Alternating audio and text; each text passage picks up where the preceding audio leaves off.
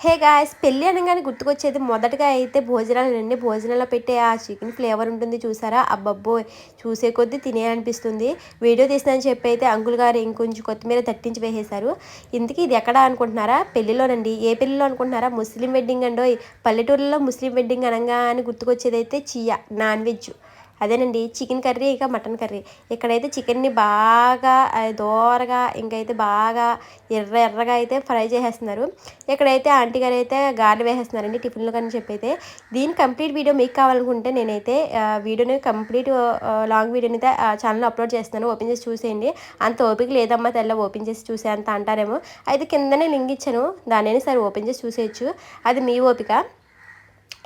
ఇంకైతే పెళ్ళిలో వెళ్ళిన వాళ్ళందరూ పెళ్లి కూతురు పెళ్లి కొడుకు కన్నా భోజనాల గురించి ఎక్కువ మాట్లాడుకుంటారు. నేనైతే అంతేనండి.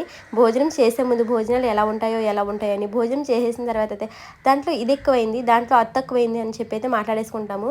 ఇంక ఇక్కడైతే ముస్తాబ్ అవ్వడానికి అయితే చీరలు, ఇంకా జాకెట్లు, ఇంకా అయితే పువ్వులు గివ్వులు అన్నీ ఉంటాయి కదా. సో అవన్నీ అయితే రెడీ చేసేసుకుంటున్నాము. పెళ్ళి అంటేనే ఇవన్నీ ఉంటాయి కదా. సో మీరు ఇంతేనా? మీ విలేజెస్లో పెళ్ళి ఇలానే జరుగుతుందా? ఇంతకీ మీరు విలేజ్లో ఉన్న వీడియో చూస్తున్నారా, లేదా సిటీలో ఉన్న వీడియో చూస్తున్నారా? ఎక్కడైతేనేవండి, నా వీడియో చూడడమే నాకు కావాలి. ఒకవేళ వీడియో చూసారనుకోండి, చిన్న లైక్ ఇచ్చేసుకోండి. లైక్ మాత్రం ఇచ్చారనుకో నాకు అంత ఎంకరేజ్మెంట్ అనిపించదు. కొంచెం షేర్ చేసేయచ్చు, కొంచెం సబ్స్క్రైబ్ కూడా చేసుకోవచ్చు. సరే ఫ్రెండ్స్, ఇంక ఆపబొమ్మ నీ సోది అంటారేమో, మీరు అడగముందే నేను ఆపేస్తాను. సరే మరి, బాయ్.